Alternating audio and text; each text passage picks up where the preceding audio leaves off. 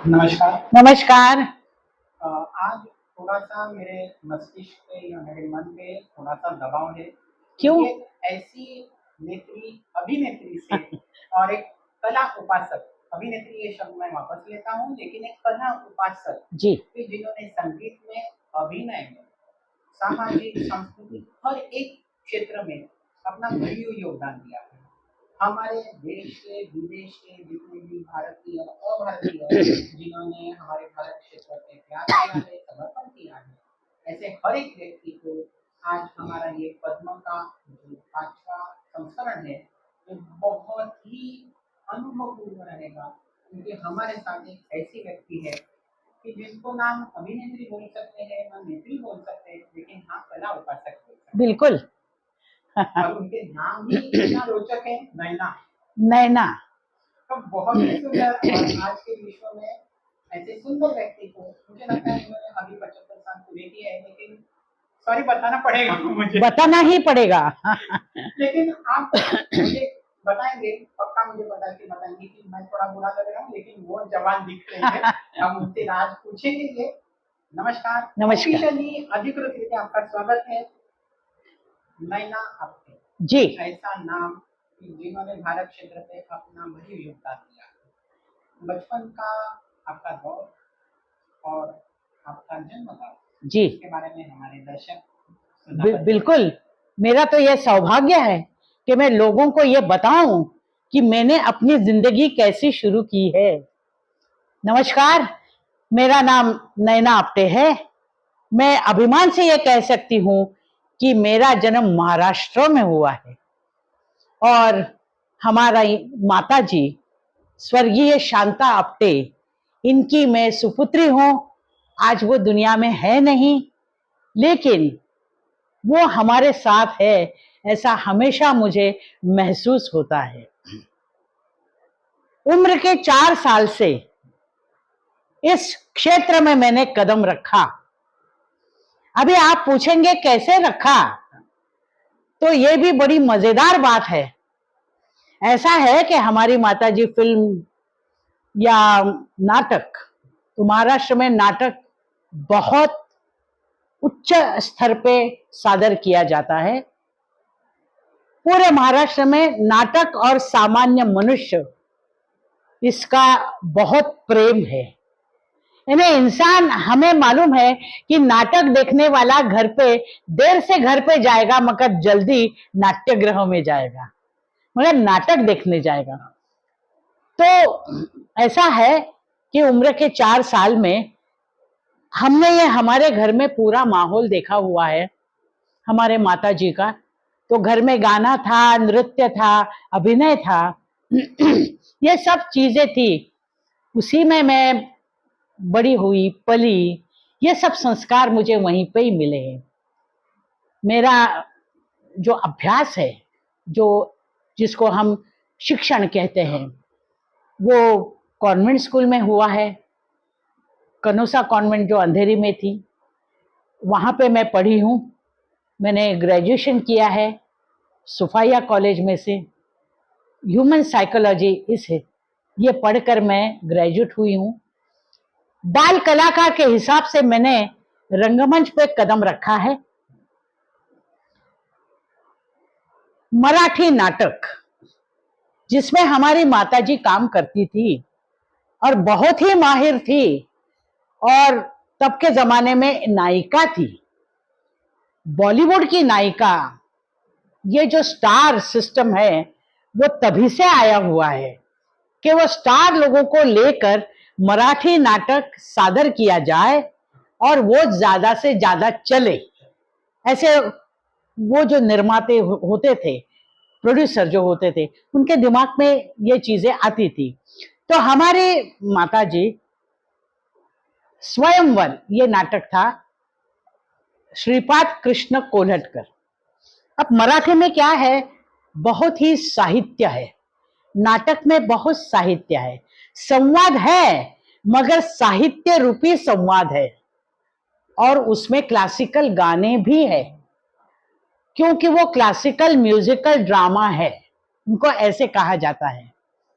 तो उसमें एक बाल कलाकार के हैसियत से मैंने कदम रखा। तो वो रोल का जो मैंने किरदार निभाया था उसका नाम था कलिका। तो हमारे माता जी ने कहा कि तुमको, हमारे यहाँ नाटक शुरू होने से पहले, या जिसको हम पर्दा बोलते हैं, वो आगे जाता है। हम पूरे जो लोग रहते हैं वो नमस्कार करके रंगमंच पे खड़े होते हैं और प्रार्थना होती है, जिसको मराठी नाट्य संस्था में नांदी कहा जाता है। नांदी इसीलिए कि परमेश्वर की आराधना करके बाद में अपने काम को शुरुआत करो। तो नांदी में मुझे हमारे माताजी ने कहा कि खड़ी हो जाओ, और हमने कहा कि हमको कुछ आता नहीं है। तो तभी उन्होंने कहा करना कुछ है नहीं, सिर्फ मुंह हिलाना है। बाकी के लोग गाएंगे, तुमको मुंह हिलाना है। जैसे नांदी खत्म हो जाए सब लोग यहाँ चले जाएंगे, आधे लोग यहाँ चले जाएंगे, तुम भी नमस्कार करके चली आना। तुम्हारे हाथ में फूल होंगे, फूल को जो प्रेक्षक है, जो देखने वाले जो है, उन पे उछाल देना फूल और नमस्कार करो और अंदर आ जाओ। अब नांदी शुरू हो गई, आधे लोग यहाँ चले गए, आधे लोग वहां चले गए, मैं कहीं पे भी नहीं गई। मैं तो स्टेज पर ही थमी रही, बिल्कुल, और मैं हिली नहीं। तो अंदर से जो पर्दा होता है उसमें से हमारी माताजी ने कहा कि आप अंदर आओ। तो हमने कहा नहीं, हम अंदर नहीं आएंगे, हम यहीं पे ही खड़े रहेंगे। तभी उन्होंने अंदर से कहा ये काम करेगी। उन्होंने तभी पहचाना कि ये काम करेगी, ये कुछ तो जिंदगी में करेगी, ऐसा होना। तभी से हमारी जिंदगी की शुरुआत हो गई। तो ऐसा हमारा उनके साथ गाना सीखना भी शुरू हो गया, नृत्य सीखना भी शुरू हो गया, और भगवान के दया से आर्थिक सुबत्ता थी। माताजी बहुत ही आर्थिक ऊपर उड़ गई थी, माहिर थी, तो वो कोई दिक्कत नहीं थी, यानी फाइनेंशियली कोई प्रॉब्लम नहीं था। जैसे आमतौर पर बच्चों को बड़ा करते हैं, उसी तरीके से लाड़ प्यार छोड़कर हमें बड़ा किया गया।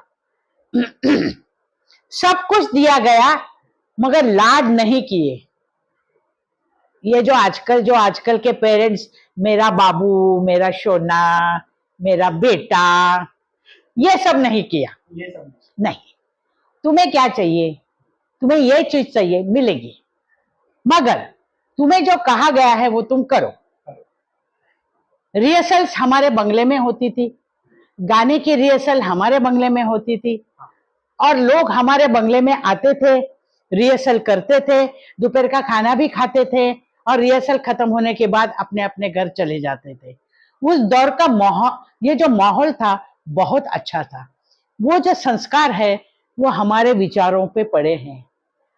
पहला तो संस्कार ये था कि डिसिप्लिन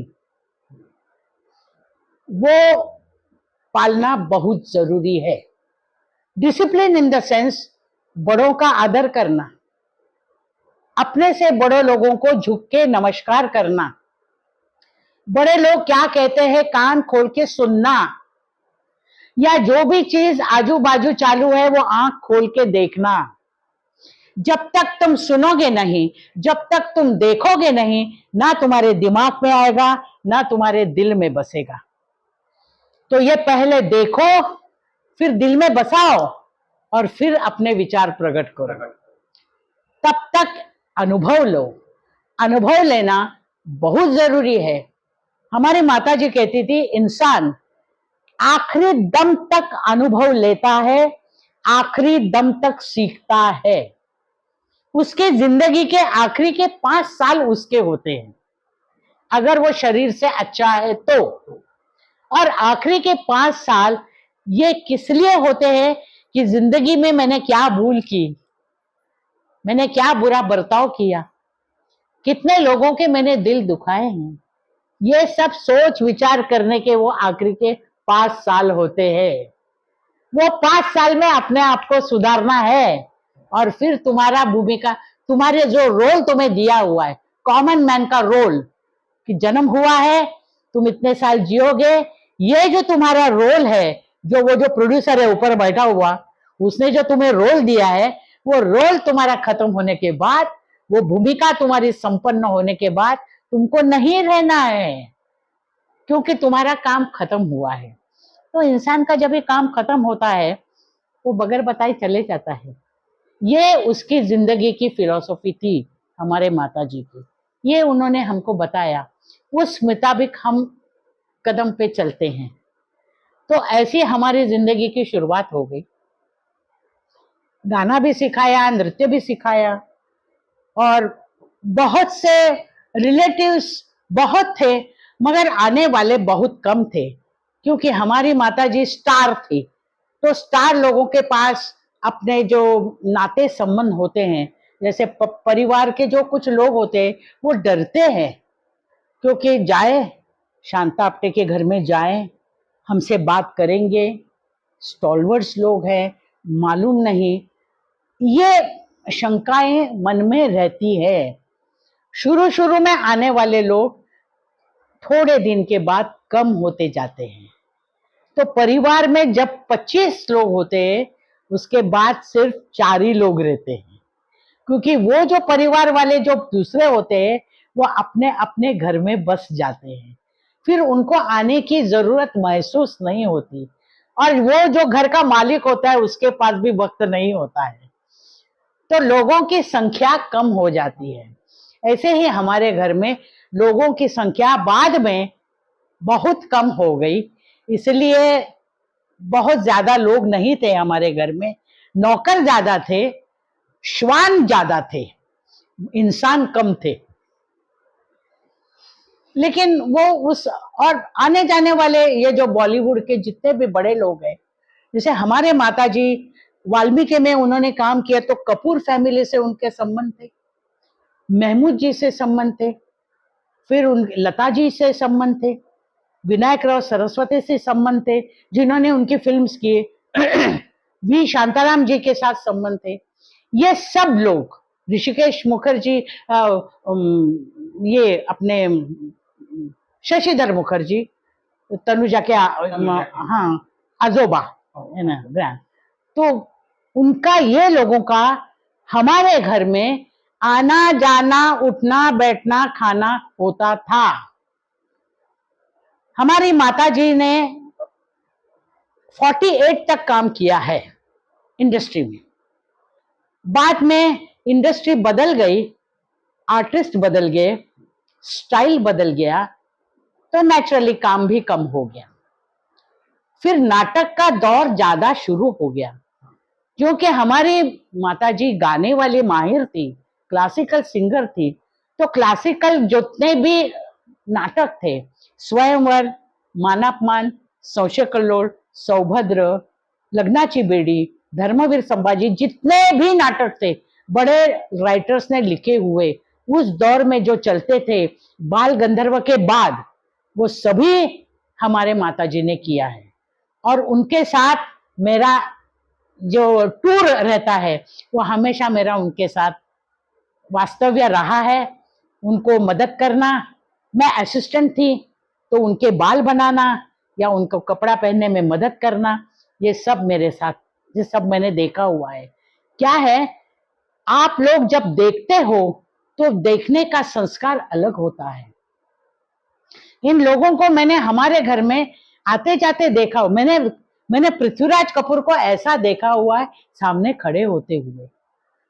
मैं इतनी सी थी, पूरी कपूर फैमिली, राज जी, शशि कपूर, ये छोटे थे मगर ये हमारे घर में आते थे।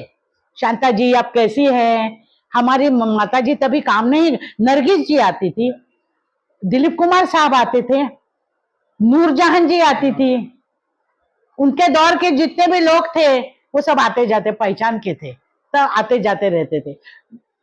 नसीम बानो को मैंने देखा हुआ है। अब देखने का ये जो सौंदर्य है, जो आंखों में समाया हुआ है, मुझे कुछ समझता तो नहीं था मगर देख तो सकती थी। मैंने ये सोचा कि भगवान सुंदरता जो बनाता है, अपने हाथों से बनाता है, शायद वक्त निकाल के। नसीम बानो की तरफ देखकर मुझे ऐसा महसूस हुआ, अभी मुझे ऐसा महसूस हो रहा है कि जब भी वो मैंने देखा था, वो सोच मेरे दिमाग में नहीं था, तो मैंने कैसी सुंदरता देखी है, जैसे संगम रौरी एक कोई मूर्ति हो, ऐसा शिल्प मैंने देखा है। तो ये सब चीजें मैंने देखी हुई है। तो देखने के बाद ये सब संस्कार हमारे में हुए हैं। कॉलेज के बाद मैंने सोचा कि मेरे साथ पास जो क्वालिटी है, जैसे हमको अभिनय सिखाया है, नृत्य सिखाया है, गाना सिखाया है, और एकेडमिक लेवल भी मेरी हुई है, तो मुझे क्या करना चाहिए? तो आप अचरज करेंगे कि हमारी माता जी, मैं 14 साल की थी जब गुजर गई। मैं अपने फैमिली की हूं।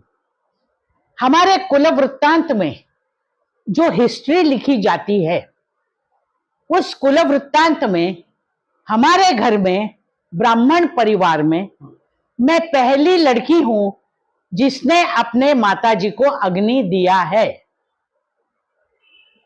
अग्नि देते समय हमारे साथ आचार्य अत्रे थे, जिन्होंने बॉडी उठाई हमारी माताजी की और शिवाजी पार्क में लेकर गए।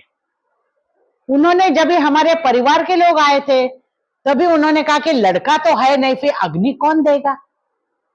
आचार्य अत्रे साहब ने कहा, क्या जरूरत है लड़की की, ये जो लड़की है वो लड़का ही है।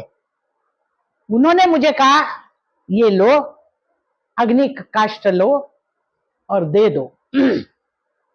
तो उसमें कोई, ये बदलाव जो है समाज में होता हुआ, ये बदलाव है, ये बदलाव मैंने देखा हुआ है, और ये बहुत अच्छा बदलाव है। वो बदलाव की शुरुआत मेरे हाथ से हुई है कि एक लड़की अपने माँ बाप को, माँ को अग्नि दे रही है।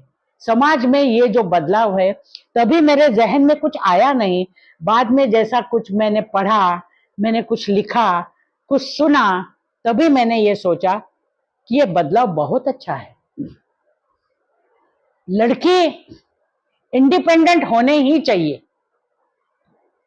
हमारे घर की सिखावट ऐसी ही थी कि तुम ये मत सोचो कि तुम ये जिंदगी में कर सकती हो कि नहीं, ये सब तुम कर सकती हो, सिर्फ तुम्हारे में कॉन्फिडेंस चाहिए। अगर वो कॉन्फिडेंस से तुम खड़ी हो, स्थिरता हो, तो तुम कर सकती हो, चाहे तुम्हारे पेरेंट्स हो या ना हो। सिर्फ ये सोचो कि जिस क्षेत्र में तुम जा रही हो, उस क्षेत्र की नेगेटिव पॉजिटिव दो तरीके होते हैं। तुमको कौन सा अपनाना है? जैसा दौर बदलता है, वैसा इंसान भी बदलता है, समाज भी बदलता है, लोगों की दृष्टि भी बदलती है, उस क्षेत्र का जो कार्य रहता है, कार्य का स्टाइल भी बदलता है। अगर उस स्टाइल में तुमको मर्ज होना है, जाना है, तो तुमको अपनी सोच कायम यहां रखनी चाहिए कि तुमको सिर्फ काम करना है, काम के अलावा और कुछ भी नहीं करना है। आप समझते हैं? सिर्फ काम का मतलब आप समझते हैं? उसके अलावा और कुछ भी नहीं करना है। वो हमने दिमाग में रखा, और अब 75 साल मेरे पूरे हो चुके हैं। 70 साल से मैंने यही कान मंत्र जो मुझे दिया गया है कि तुम्हें सिर्फ काम करना है, इसके अलावा और कुछ भी नहीं करना, वो मैंने पाला है।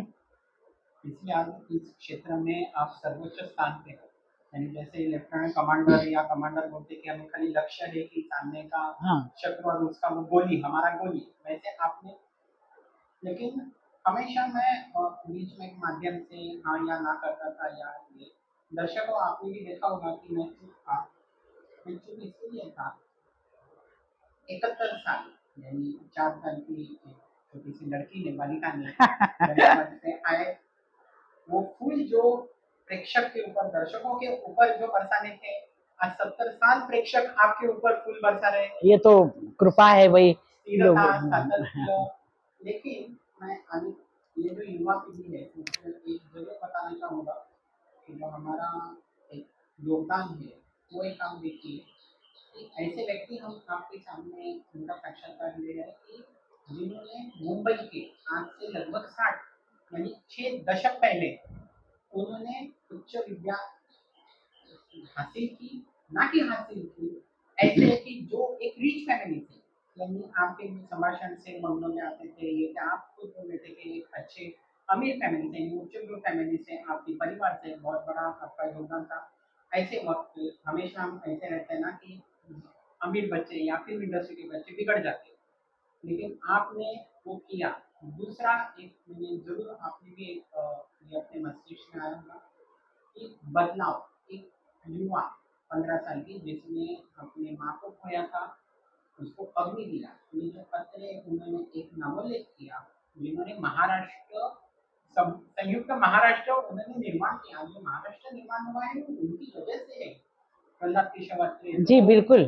तो आपको मुझे लगता है हीरा यानी हीरे को जैसे पहलू हम पढ़ते हैं वैसे वो उसके हिसाब से है। तो एक बहुत ही सशक्त समृद्ध परिवार से यहाँ पे इस इंडस्ट्री में आना, 60 दशक उस पर राज करना, सातत्यपूर्ण एक भरीव योगदान साम्यवर 7 दशक इस क्षेत्र में रहना, और एक आप अष्टपैलू व्यक्तिमत्व है कि जिन्होंने डेली सोप यानी जो हम दूरदर्शन पे पुराने देखते थे कि सोमवार से सोमवार दामिनी या सीआईडी वो जी जी आज तो हर घंटे में एक नया नया कुछ आता है। और आपने देखा 3 घंटे का सिनेमा देखा, आपने वो महसूस किया, आपने वो खुद अस्तित्व में आपने वो प्रदर्शित किया। जी जी तीसरा जी जी नाटक जिसको वंस मोर 5-5 बार वंस मोर आता था, वो बिल्कुल। क्षेत्र आपने देखा। नाट्य स्वयंवर है या बाकी का है, सौभद्र है, वो आपने अस्तित्व में जिया, परफॉर्म किया ये शब्द मैं नहीं यूज करना वाला था क्योंकि वो आपने जिया, अस्तित्व जिया में है। वो ये किया, महसूस किया, वो ये क्या उस वक्त का एक युवा और आज का युवा, नैना आपके ये युवा अभिनेत्री कैसे आज के युवा के अपने लोगों को देखें? बहुत ही अच्छा प्रश्न है आपका, मैं बोलना चाहूंगी इसके ऊपर। मैं इतने सालों में जितनी भी नई पीढ़ियां हैं, 6 नई पीढ़ियों के साथ मैंने काम किया हुआ है। 6 नए तरीके के दिग्दर्शक, कलाकार, सह दिग्दर्शक, फिल्मों के दिग्दर्शक, बड़े छोटे मध्यम, इन सभी के साथ मैंने काम किया हुआ है। एक ही मुझे ऐसा लगता है, आज के दौर में बहुत काम है, मीडिया भी बहुत फैला हुआ है, मगर आज के युवा को दिशा दिखाना बहुत जरूरी है। वो नजर आना जरूरी, वो देखते तो सब कुछ है, सब कुछ देखते हैं और सब कुछ करना भी चाहते हैं, उनको सब कुछ करना आता भी है, वो कोशिश भी करते हैं। मैं तो ये कहती हूं कि आज का युवा बहुत स्ट्रगल करता है, बहुत कष्ट करता है। हमने भी कष्ट किए हुए, लेकिन आज के युवा को बहुत कष्ट है। उनको ये होता है, उनके सामने ये प्रश्न होता है, एक काम मेरा खत्म हुआ, अब मुझे दूसरा काम कब मिलेगा? हमारे दौर में ये एक फायदा था, ऑडिशन नाम की कोई चीज नहीं थी, कास्टिंग काउच कुछ भी नहीं था। बड़े दिग्दर्शक के पास अगर हमने काम किया है और दूसरे डायरेक्टर ने अगर वो हमारा काम देखा और उनको वो अच्छा लगा, तो अपने प्रोजेक्ट में वो हमें लेते थे। नाटक हो, फिल्म हो, पिक्चर हो, दूरदर्शन का हो, सीरियल हो, उसमें हमें काम मिल जाता था। अपने बलबूते पे काम मिलना, जिसको हम लोग अंग्रेजी में मेरिट पे काम, वो आजकल नहीं मिलता है। इन्फ्लुएंस, रेफरेंस, पहचान, इस पर ज्यादा निर्भर है। हमें हमें तो मतलब हम तो भाग्यवान हैं कि हमें जो भी काम मिला वो बतौर हमारी माता जी का जो नाम हमारे पीछे था, ये शांता आप्टे की लड़की है, शायद ये अच्छा काम कर सकती है। और जो भी हमारा काम देखते थे, जैसे ऋषिकेश मुखर्जी ने हमारा मराठी नाटक देखा, ते तसे तर मी अशी, वो नाटक देखने आए थे शिवाजी मंदिर में, और उन्होंने अपने कैमरामैन जयवंत पाठारे को अंदर भेजा और उन्होंने कहा कि ये लड़की कौन है, तो जयवंत पाठारे ने कहा कि ये शांता आप्टे की लड़की है। तो उनका उसको बोलो मैं मिलने को आता हूं। अब ऋषिकेश मुखर्जी अंदर आए, उन्होंने मुझे बुलाया, ले नैना इधर आओ, मैं एक फिल्म बना रहा हूं, उसका नाम है मिली, तुम्हें मालूम है तुम किसके साथ काम करने वाली हो? कि नहीं दादा, तुम अमिताभ बच्चन और जया भादुरी के साथ काम करने वाली हो। मैंने कहा अच्छा, तो तुम काम करोगी? तो मैंने कहा हाँ मैं करूंगी, लेकिन मेरे 2 नाटक चल रहे हैं और बहुत जोरों में चल रहे हैं। एक है ते तसे तर मी अशी, मैं सिर्फ नाटक करती थी तभी, फिल्में बहुत कम करती थी क्योंकि इतने फिल्में नहीं मिलती थी। तो सौजन्याची ऐसी तैसी, तरुण तुर्क म्हातारे आज, ये मेरे ड्रामे बहुत जोरों से चलते थे। और तभी का दौर ऐसा था, हम 4-5 यंग स्टार्स बोलो या एक्ट्रेस बोलो, उस समय काम करते थे। जैसे मैं हूं, रीमा लागू है, शलाका है, भक्ति बर्वे है, रोहिणी हट्टंगडी है, ये सब जो थे, स्मिता जयकर तो आई थी मेरे, स्मिता तलवरकर, ये 5-6 जन हम लोग थे। ये सब हम लोग, भारतीय यात्रेकर थी, वंदना तो बाद में आई, 5-6 जन हम लोग उस समय में एक लॉट इंडस्ट्री में आया। नाटक, सिनेमा, सीरियल तभी नहीं था, तो वो हम लोगों का काम देख के हमको बहुत काम मिलता था। हमने बहुत काम किया हुआ है, नाटक में तो बहुत ही किया है, फिल्मों में भी बहुत काम किया है, मगर मेरिट पे काम मिला। किसी ने बोल के मतलब इसको लो, ये कास्टिंग काउच है, ये ऑडिशन दो, ऐसा कुछ हमने नहीं किया। बाद में जो दौर आया, ये 5 साल, तभी ये ऑडिशन का ये सब झमेला हुआ, तो हमें ये पता नहीं था ऑडिशन क्या होता है, हमने कभी दिया नहीं। तो हिंदी का सीरियल का ऑडिशन के लिए मुझे बुलावा आता था। कुछ ऐसा था, बालाजी के 2-3 सीरियल थे, लेकिन उसके लिए उन्होंने कहा कि आप ऑडिशन दो, हमें पसंद आया तो तुम्हें काम मिलेगा, हमारे चैनल को हम भेजेंगे, उन्होंने अगर अप्रूव किया तो तुम्हें मिलेगा, और अगर नहीं अप्रूव किया तो नहीं मिलेगा। तो फिर मैंने कहा अगर नहीं अप्रूव किया तो आप जब तक मुझे बोलेंगे नहीं, आपके मतलब मैं इंतजार करती रहूंगी कि मेरा काम अगर ऑडिशन अप्रूव हुआ है तो मुझे उस सीरियल में काम मिलेगा, और एक 100 एपिसोड या 1 साल या 2 साल वो प्रोजेक्ट मेरा चलता रहेगा। लेकिन आपसे अगर जवाब ही नहीं आया तो मेरा दूसरा काम भी मेरे हाथ से चला जाएगा, तो मैं क्या करूं? तो उन्होंने बोला नहीं, आजकल ऐसा है, सीरियल चैनल का एक उनका एक हाँ मॉडल है कि भाई नया आर्टिस्ट, मैं कहा ठीक है, नया आर्टिस्ट बराबर है, तो नया आर्टिस्ट का हम ऑडिशन लेते हैं। मैं कहा ठीक है, बहुत ऑडिशन दिया हुआ मैंने, 200-250 ऑडिशन दिया। बाद में मुझे पता चला अगर मुझे काम मिलना है तो बगैर ऑडिशन दिए तो मिलेगा ही, तो मैं क्यों ऑडिशन दूं? जब अप्रूव ही नहीं होता है तो ऑडिशन देने का मतलब क्या है? इसमें क्या है, थोड़ा सा मुझे ऐसा लगता है जिसको काम देना है उनका पहले ही मैनेज होता है। ये तो कंपनी के दिखावे के लिए ऑडिशंस लिए जाते हैं, फॉर्मेलिटी कंप्लीट करने के लिए। जिसको देना है वो तो दिया ही जाता है। अगर ऐसा है तो फिर क्यों अपने आप की एनर्जी ज्यादा खर्च करें। मैं कुछ और प्रोजेक्ट करूंगी, कुछ और एक्टिविटीज करूंगी। मैंने ऑडिशन देना बंद कर दिया। जब भी नया ऑडिशन आता था तो मैं पहला मेरा सवाल होता था, आप मुझे सवाल मत करो, मेरा सवाल आपसे है, आपने मेरा नाम सुना है? हाँ। क्या नाम है मेरा?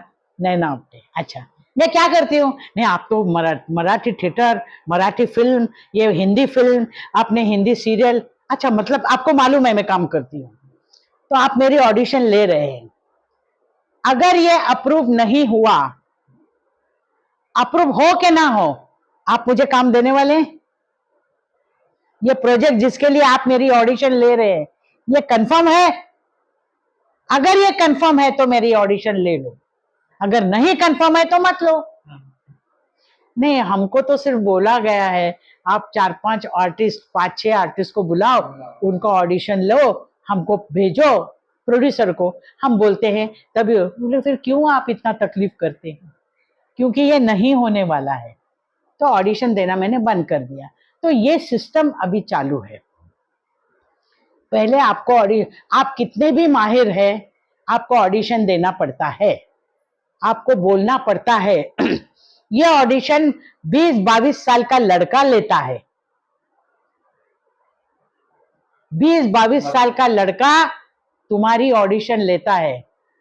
आप ऐसा बोलो, हमको ये ऐसा चाहिए, इस तरीके से आप बोलो। हमने सोचा कि ऐसा है, नदी जो है वो बहती है ना, वो दूसरे नदियों को एब्सॉर्ब कर लेती है और आगे जाती है। हमको भी नई पीढ़ी में मर्ज होना जरूरी है। अगर हमको नई पीढ़ी के साथ काम करना है, अगर उनके स्टाइल से हमको जाना है, अगर उनके साथ हम मर्ज नहीं होते हैं, तो हम नदी की तरह आगे नहीं जाएंगे, वहीं पे रुके रहेंगे। और मेरे जैसे आर्टिस्ट को वहां पे रुकना मंजूर नहीं। मैं आगे जाना चाहती हूँ, कैसा भी मीडिया हो, मैं आगे जाना चाहती हूँ। इस हिसाब से मैंने ऑडिशन दिए, नए लोगों के साथ मैं काम कर रही हूँ। जैसे मैंने कहा कि उनको दिशा दिखाना जरूरी है, तो ये काम उनके हिसाब से वो करते हैं। बहुत स्ट्रगल करते हैं, बहुत घंटा काम करते हैं, 11, 12, 13, 15 घंटा काम करते हैं। और 15 घंटे वो काम करते हैं, मगर पैसा उनको 12 घंटे का ही मिलता है। आप सोचिए, बंबई जैसे शहर में अगर एक लड़की हीरोइन बनने के लिए आती है, अगर सीरियल में उसको काम मिलता है, जो भी उसकी अमाउंट है, वो उसकी अमाउंट उसको 3 महीने के बाद मिलती है। आप सोचिए, एक कलाकार को बंबई में आना, रहना, एक अपार्टमेंट भाड़े से लेना, एक फोन लेना, एक गाड़ी लेना, एक मेकअप मैन साथ में रखना, ये सब चीजें जरूरी है। तो वो जरूरत के हिसाब से वो करते हैं। अब ये सब नहीं करो, जैसा है एक दिखाने का फोन रहता है, एक दिखाने का फोन रहता है, एक अपने खुद के लिए फोन रहता है। अब तुम फोन नहीं दिखाओ तो भाई हाँ कुछ है, गाड़ी नहीं दिखाओ तो हाँ गाड़ी है, एक मेकअप मैन बॉय है, साथ में एक बॉय है, एक हेयर ड्रेसर है, उसके पास काम नहीं है मगर इतनी सब चीजें हैं, उसको ले लो, मैडम को ले लो। इसका मतलब है वो फाइनेंशियली अपग्रेड है। अगर वो रिक्शा में आती है, रिजेक्ट कर दो। रिक्शा में आई, ओला उबेर से आती है, ठीक है, मतलब फाइनेंशियली सस्टेन होता है, ओला उबेर से आती है। बस से, ट्रेन से, टैक्सी से आती है, उसको एक छोटा रोल दे दो। These are the stages. तो इन बच्चों को क्या करना पड़ता है, यहाँ पे स्टेबल होने से पहले घर लेना पड़ता है, गाड़ी लेनी पड़ती है, मोबाइल लेना पड़ता है, एक दो लोग साथ में रखने पड़ते हैं, और तब जाके काम शुरू होता है। काम शुरू होने के बाद वो जो स्टैंडर्ड मेंटेन करना, ये तो उनको सर्कस है, वो सर्कस करते हैं, यहाँ से वहां कूदते हैं, वहां। मुझे तो बड़ी दया आती है उन पे। उनका देखिए ना, उनका घर होता है मगर परिवार नहीं होता। घर है, दीवारें है, मगर दीवारें के अंदर कोई नहीं है। रात को अगर वो लड़की, अगर वो लड़का 2 बजे 3 बजे थक कर अगर घर पे जाता है तो पानी देने वाला कोई नहीं है, क्योंकि उनका परिवार या तो आउट ऑफ महाराष्ट्र रहता है, या महाराष्ट्र में रह के भी बाहर रहता है। 4-5 लड़कियां मिलके रहती है, काम करती हैं, फिर पैकअप 9 बजे होता है, 12 बजे होता है कि 1 बजे होता है, जबान बंद।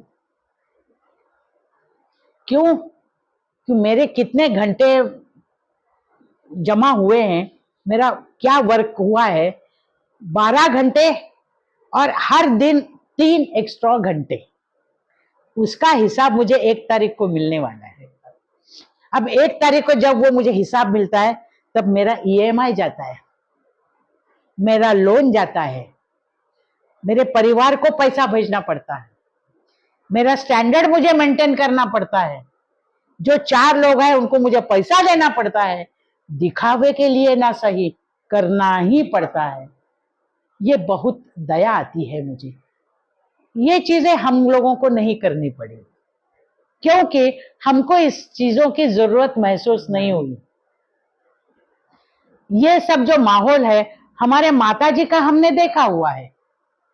ये जो मैनेजर, ये सब एग्रीमेंट, ये सब लोग, ये सब 2 driver, 2 hair dresser, 2 makeup man, ये सब हमने देखा हुआ है। लेकिन उनके लिए वो ठीक था, हमारे माताजी के लिए वो ठीक था, और उस दौर में वो करेक्ट था।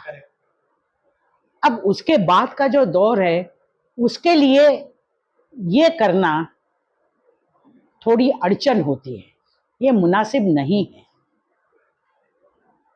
हमारा जो तत्व है कि हमको काम मिले, स्क्रिप्ट मिले, हम काम करें, काम करके खत्म हो जाए, हम चले जाए। शूटिंग खत्म होने के बाद अब आप मुझे पूछेंगे आप ऐसा क्यों करती हो? ये जो सिखामण हमें मिली है, हमारा 9 का कॉल टाइम होता है, हम 9 बजे जाते हैं, हम मेकअप करते हैं, मैं सीरियल की बात कर रही हूं, बाद में हमको स्क्रिप्ट मिलता है, स्क्रिप्ट तैयार नहीं रहता। ये बहुत अड़चन की बात होती है। अगर स्क्रिप्ट पहले मिलता है तो हम उस पर वर्कआउट कर सकते हैं, लेकिन इंस्टेंट का जमाना है, instant coffee, instant noodle, instant खाना, ये सब इंस्टेंट का जमाना है। गैस पे रखो, तैयार करो, खाओ। इस इंस्टेंट जमाने में हमको और भी जीना है, हमको वो भी आना चाहिए, उससे हम परे नहीं हट सकते, क्योंकि हम भी इस क्षेत्र में हैं। तो ये सबको लेकर ही आगे जाना है। तो ये, और हमने अपना जैसा है कि हमने तय करके रखा है, इस क्षेत्र में आने से पहले हमको क्या करना है, हमको क्या नहीं करना है, किस चीज को हाँ बोलना है, किस चीज को ना बोलना है। ना बोलने से अगर काम कम मिलता है, होता है, लोगों को ऐसा होता है, किसी चीज के लिए वो ना बोलते हैं तो उनको काम कम मिलता है। हम कहते हैं ठीक है, जो बाकी के काम मिलेंगे वो बहुत एक्सक्लूसिव होंगे, अगर ये नहीं मिला तो दूसरे मिलेंगे। देखिए, मैं सेट पर जाती हूँ, मैं स्क्रिप्ट देखती हूँ, मैं अपना काम करती हूँ, मेरा पैकअप होता है, मैं घर चली जाती हूँ, क्योंकि मेरा परिवार से बहुत लगाव है। मेरा, जिसको अंग्रेजी में होम सिक कहते हैं, जैसा मेकअप उतरता है मैं अपने घर में मेरी बहू, मेरा बेटा, मेरे शौहर, इनके तरफ मेरा ध्यान जाता है कि नहीं अभी मुझे घर में जाके वो करना है। यहाँ पे मैं एक्ट्रेस हूँ, मेकअप उतर गया, मैं गृहस्थी हूँ, मैं गृहिणी हूँ, मुझे अभी घर पे जाना है। अगर मेरा ड्राइवर नहीं आता है तो मुझे रिक्शा से जाना है, रिक्शा नहीं मिलता है तो मुझे टैक्सी से जाना है, टैक्सी नहीं मिलती तो मुझे मेट्रो से जाना है, वो भी नहीं मिलता है तो मुझे ट्रेन से जाना है। अगर कुछ आपत्ति आती है तो मुझे चल के भी जाना है, मगर मुझे घर पे जाना है। पारिवारिक ओढ़ रहे। हाँ, बहुत पारिवारिक। मुझे पता नहीं लोगों को काम, मैं बहुत अचरज में हूं कि काम खत्म होने के बाद लोग वहां क्यों घूमते हैं, अपने घर क्यों नहीं जाते। उनको ऐसा क्यों नहीं लगता कि उनके घर वाले उनकी राह देखते होंगे। हमारे घर वाले हमारी राह देखते हैं। 10 बज जाते तो हमें फोन करते हो, कहाँ हो, ट्रेन में हो, बस में हो, आराम से आओ, प्रॉब्लम है, गाड़ी का कुछ प्रॉब्लम है, ट्रैफिक है, निवांत आ जाओ, लेने के लिए आने का जरूरत है, इतने हमें पूछा जाता है। 10 साल पहले मुझे डर नहीं लगता था, मेरी ये जीवन प्रणाली थी, इस हिसाब से ही मैं काम करती थी, घर के लोगों को भी आदत थी। नैना है वो तो 2 लोगों को मार के चली आएगी। They are very confident about me, मेरे बारे में उनको सिर्फ I should be safe, they are very proud of my, उनको बहुत गर्व है मेरे इस क्षेत्र से, और उनको ये भी लगता है कि ये 2-4 लगा के घर पे वापस आ जाएगी, ऐसा आने वाली है नहीं। तो अभी मुझे थोड़ा डर लगता है, ये जो सामाजिक व्यवस्था है, समाज में जो लोग घूमते हैं, अनगिनत गलत विचार के लोग घूमते हैं, वो गलत विचार का जो परिणाम होता है लड़कियों पे, लड़कों पे, बच्चों पे, माताओं पे, इनसिक्योर, हम सुरक्षित नहीं हैं। मैं तो कलाकार हूं, आज तक मुझे ऐसा लगता था और मुझे बहुत ही आत्मविश्वास था, मैं कलाकार हूं इसलिए, बाकी क्षेत्र का मुझे मालूम नहीं, मेरे क्षेत्र का वक्त परफेक्ट नहीं रहता है, किसी भी वक्त पे हम आते, किसी भी वक्त पे हम जाते हैं, कहीं पे भी हमारा पिकअप पॉइंट होता है, कहीं पे भी हमें उतरना पड़ता है। मैं महसूस करती हूँ कि मैं सुरक्षित नहीं हूं। मुझे ये दुख होता है कि जिस महाराष्ट्र में मैं पैदा हुई हूं, जिस महाराष्ट्र का मुझे गर्व है, जिस महाराष्ट्र में मुझे नाम दिया, घर दिया, माहौल दिया, सत्ता दी, सुबह सत्ता तो ठीक है, अपने पारिवारिक सत्ता वो दी मुझे, वहां पे मैं असुरक्षिता महसूस कर रही हूं। टीवी में नहीं देखती, टीवी पे न्यूज में नहीं देखती, इस 10 सालों में मैंने टीवी बंद कर दिया है। आपको सुन के अचरज रहेगा, मेरे घर में टीवी कोई नहीं देखता, सिर्फ 2 ही चीज देखते हैं, क्रिकेट और न्यूज। क्या देखना, देखने जैसा क्या है, किसी को मारा है, किसी का खून किया है, किसी का बलात्कार किया हुआ है, किसी लड़की का हाथ पैर तोड़े हैं, किसी लड़की के टुकड़े करके प्लास्टिक के बैग में भरे हैं, किसी लड़की के टुकड़े फ्रिज में भर के रखते। ये सुनना, ये पढ़ना, ये देखना बहुत ही दुर्दैव है। ये देखकर मुझे बहुत दुख होता है।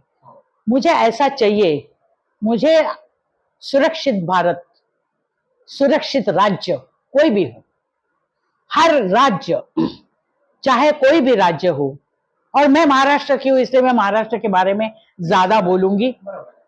महाराष्ट्र राज्य ये सुरक्षित होना बहुत जरूरी है, लड़कियों के लिए, महिलाओं के लिए, युवतियों के लिए, बच्चों के लिए।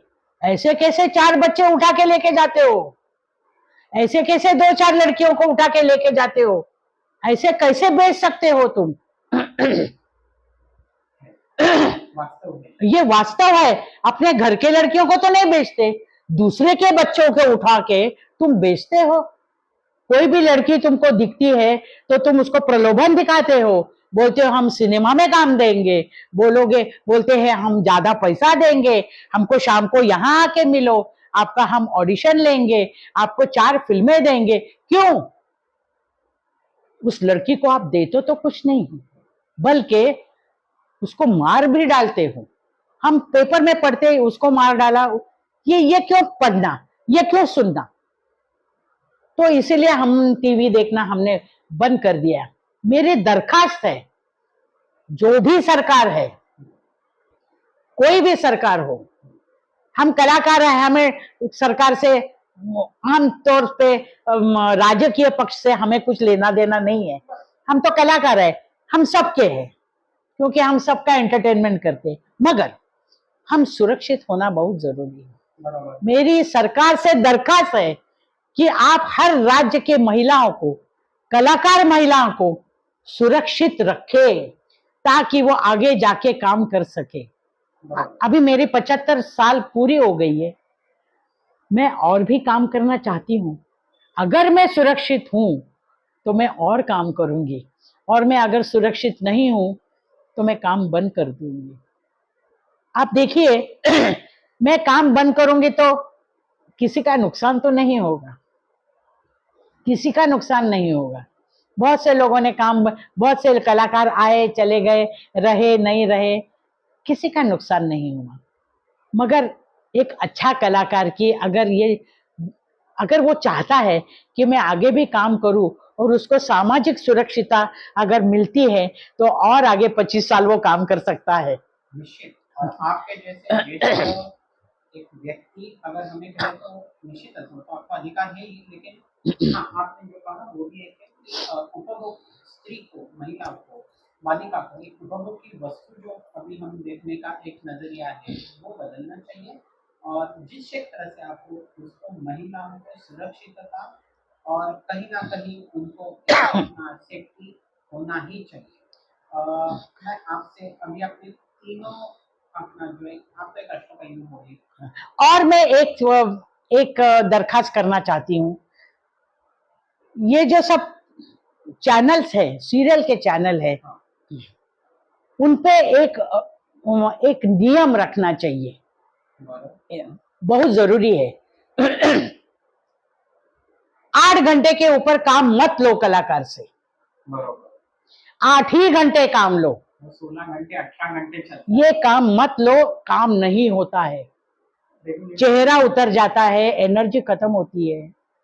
ये क्या है, सीरियल ये मगरमच्छ है, रोज कितना भी खिलाओ पेट नहीं भरता लोगों का।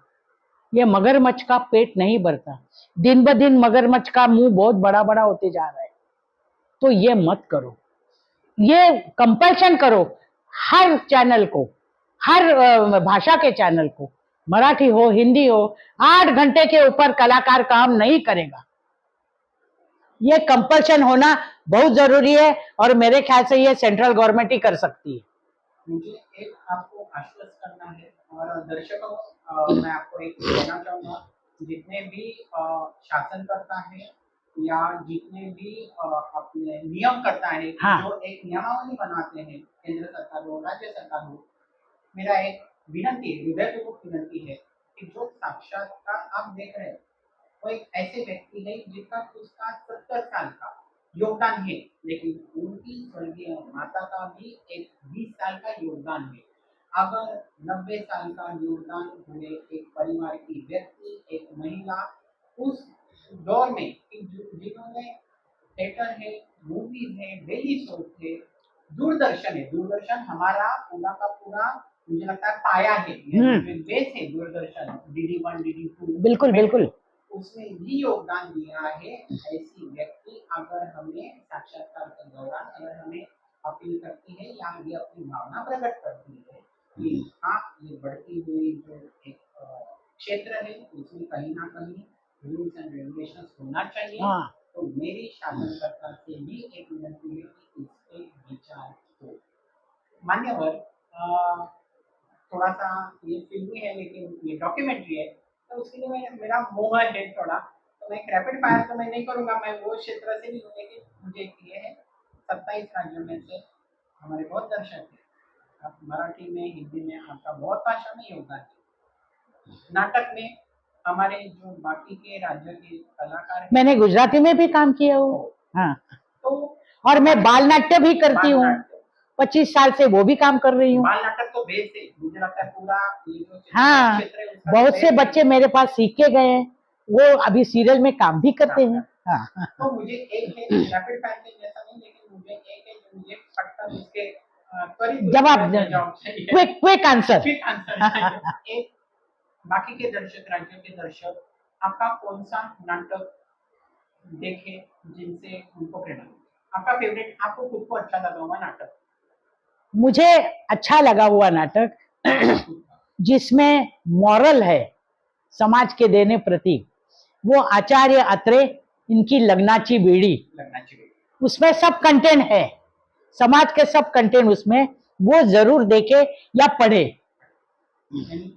दर्शक नाटक लगनाची बेड़ी, आचार्य अत्रे। पिक्चर, पिक्चर अगर देखना है तो सिंहासन।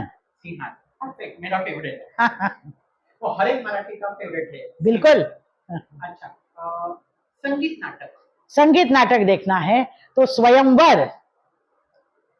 संगीत सौभद्र भी है, लेकिन स्वयंवर में तो स्वयंवर, काफी अलग है। हाँ, स्वयंवर में अलग किस्म के कंटेंट है, कि वो पारंपरिक है, सातत्य है, हाँ, संयम है, और साहित्य, उसमें साहित्य है, भाषा है। हाँ, भाषा, मराठी भाषा अपग्रेड हुई हुई, तब की बहुत माहिर भाषा है। अभी बोलते हैं ना, अभी क्या बोलते हैं मुझे मालूम नहीं, अभी मराठी क्यों बोलते हैं मुझे मालूम नहीं। और दूरदर्शन की मालिका, दूरदर्शन की, हाँ, दूरदर्शन की मालिका बंदिनी। बंदिनी शीर्षक गीत क्या सुंदर था। हाँ, Bandini. Daily soap, daily soap बताती हूँ मैं, डेली सोप शांति। दर्शकों ये है ना, पहला डेली सोप पहला डेली नेशनल में हुआ, 15 अगस्त में हुआ था, 91 में। मंदिर था, लेकिन तब भी वो एक अलग ऊंचाई। हाँ, मंदिरा बेदी, और मंदिरा बेदी, मुझे उसके साथ काम करने का मौका मिला था। अभी बहुत बड़ी है वो। यानी चित्रपट क्षेत्र में हो या न हो, अगर आपको आपका समृद्ध जीवन और समृद्ध करना है, तो ये जो मैंने नाटक, संगीत नाटक, ये माफ करना, बाल नाटक, बाल नाट्य, बाल नाटक कौन सा देखे प्रेक्षक? देखें, डोरेमोन, भीम, निंजा, टॉम। ये होता है परिपूर्ण कलाकार। सच में अगर आपको अपना आयुष्य या जीवन समृद्ध करना है, जरूर ये देखें। आजकल वो भी सुविधा है कि अपनी भाषा में सबटाइटल्स मिलते हैं। बिल्कुल बिल्कुल, तो वो भी देखें। एक मराठी हूँ तो आपको एक आह्वान भी करूंगा कि मराठी गीत समझे और सीखे, हम आपकी भाषा सीखें, आप हमारी भाषा सीखें, तो ये अच्छा रहेगा, भारत रहेगा। मान्यवर भारतीय रिजर्व बैंक के तत्कालीन गवर्नर, बाद में जो प्रधानमंत्री बने, अर्थशास्त्री स्वर्गीय श्री मनमोहन सिंह जी, उनकी सरकार द्वारा उनकी सिफारिश पर तत्कालीन राष्ट्रपति प्रणब, जिनको हम प्रणब बोलते हैं, मुखर्जी, राष्ट्रपति भवन में आपको 2014 में, आज से 11 साल पूर्व, आपको पद्म सम्मान से अलंकृत किया गया। जी जी, ये आपके परिवार, जैसे आपने बोला कि वो आपकी ब्राह्मण संस्कृति में हमारे लोग कहते हैं पूरे परिवार में, वो परिवार का पद्म अलंकरण नहीं था, वो महाराष्ट्र का पद्म अलंकरण था। जी, क्या महसूस किया उस दिन? मुझे ऐसा महसूस हुआ, जिस घर में मैंने जन्म लिया है, जिस राज्य में मैंने जन्म लिया है, जिस क्षेत्र में मैंने अपना कदम रखा है, और उस क्षेत्र को बहुत अच्छा बनाने के लिए जो मैंने अपनी कोशिश की है, उसका हिसाब किताब भारत सरकार ने रखा और मुझे पद्मश्री दे के मुझे सम्मान दिया और मुझे उस पद पे और जिम्मेदारी सौंपी कि इसके आगे तुम्हें और भी अच्छा काम करना है, चाहे तुम्हारे क्षेत्र का हो, चाहे तुम्हारा सोशल हो। तो अगर क्षेत्र कम होता है, तुम्हारे क्षेत्र का काम कम होता है, तो सोशल वर्क में आओ, किसी को पढ़ाओ, सिखाओ, अभिनय सिखाओ, गाना सिखाओ, डांस सिखाओ, बाल नाट्य सिखाओ। अगर तुम काम नहीं करते हो तो दूसरों को सिखाओ। ये जिम्मेदारी उन्होंने मेरे कंधे पे रखी है और उस मुताबिक मैं काम करती हूँ। यानी एक अद्भुत संगम था ना कि दो अर्थशास्त्री, हाँ, वो एक ऐसे पारिवारिक व्यक्ति को जिन्होंने अपना चित्रपट सृष्टि को ही सब कुछ माना और उनको दिया, सर्वोच्च दिया। वो कला हो, साहित्य हो, संस्कृति हो, हर एक कला का। जी जी, ऐसा नहीं है कि नाटक नाटक तो श्रद्धेय है, यानी हमारा वो एक आत्मा है, महाराष्ट्र का आत्मा है नाटक। वो नाटक से डेली शो तक अपने हर एक चित्रपट, यानी कैमरा के सामने हो, कैमरा के पीछे हो, आपने वो बखूबी निभाया, उसमें अस्तित्व डाला। उसके बाद पद्म से अलंकरण, बिल्कुल। वो एक अभिमान, प्राउड रहता ही है। बहुत बहुत बहुत आनंद, इतना आनंद मुझे मिला है कि मतलब मैं शब्द नहीं है, मैं व्यक्त नहीं हो सकती कि मुझे क्या लगा उस समय में।